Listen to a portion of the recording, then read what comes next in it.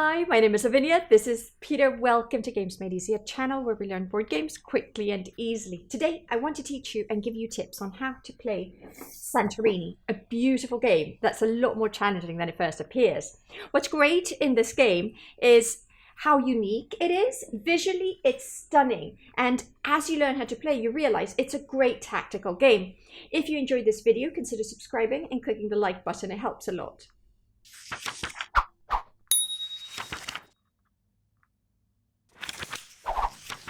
In Santorini, 2, 3 or 4 players compete to build the highest towers on Santorini Island using their workers and leveraging God's powers to outsmart the other players.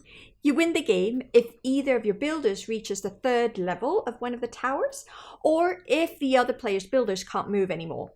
To set up Santorini, you start by placing the cliff pedestal like this. In some editions, you will have an ocean that goes under, but in my edition, I don't have that. Then place the island board on top of the cliff pedestal, match the tabs to help you assemble it. Place the 3 types of building blocks: the ground, the level 1, the level 2, and the blue domes for easy access. For your first few 2-player games, there's no need to use the God's Power cards, so keep them in the box for now. Players each pick a color.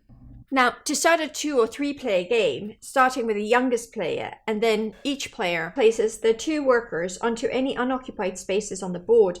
After a player is done, proceed clockwise until all players have placed their 2 workers.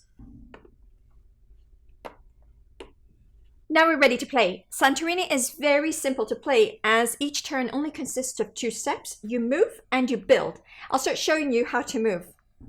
The first player moves one of its workers into any of the unoccupied neighboring spaces. You may move your builder pawn on the same level, step up 1 level, or step down any number of levels. But a worker cannot move up more than 1 level. And also your worker cannot move into a space containing a worker or a dome. Then that worker can construct a block or a dome on any unoccupied adjacent space you've just moved to. You must choose the correct shape of block. A complete tower has 3 blocks like that. And if you build on top of the 3rd level, you must place a dome instead of a block. 3 blocks and a dome are considered a complete tower, and you can't place any more workers there ever again. Once you've built, that's the end of your turn, and it's the next player's turn to move and build. After you've played a few 2-player games, it's time to start playing with the God's powers.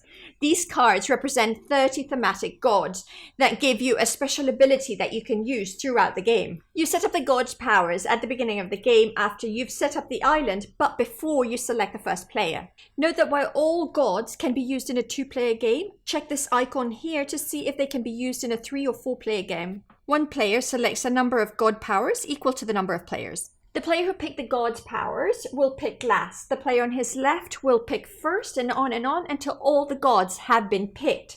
Have a look at the rules for a detailed description on what each god does. Now, once the gods have been distributed, the player who picked them will pick the starting player, including herself. Also, for 4-player games, play in 2 teams of 2 players, and teammates must sit across from each other.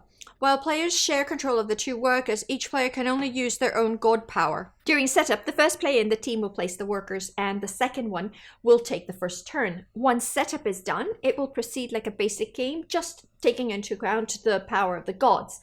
If any player wins, then the team wins, and if any player loses, then the team loses. Note that in 3 and 4-player games, you have to play with the power of the gods. The game ends immediately when a worker reaches the 3rd level of a building. Also, a player loses immediately when they can't move any of their workers. If you lose in a 3-player game, you're going to remove the workers from the board and also put aside the god power from the game. Now, my only tip to win at Santorini is that strategies are hugely dependent on the gods that you play. So for more information on this topic, I suggest you have a look at the guide in Board Game Arena. It's brilliant. The link is in the video description. So that's how you play Santorini. I think it's better at 2 players, but whichever way you do it, it's simple enough for children to learn, while also having a lot of depth and content for advanced players. If you've enjoyed this video, please like and subscribe. And if you enjoy my content, consider supporting me on Patreon. The link is in the video description. We'll make more games easy soon. Bye now.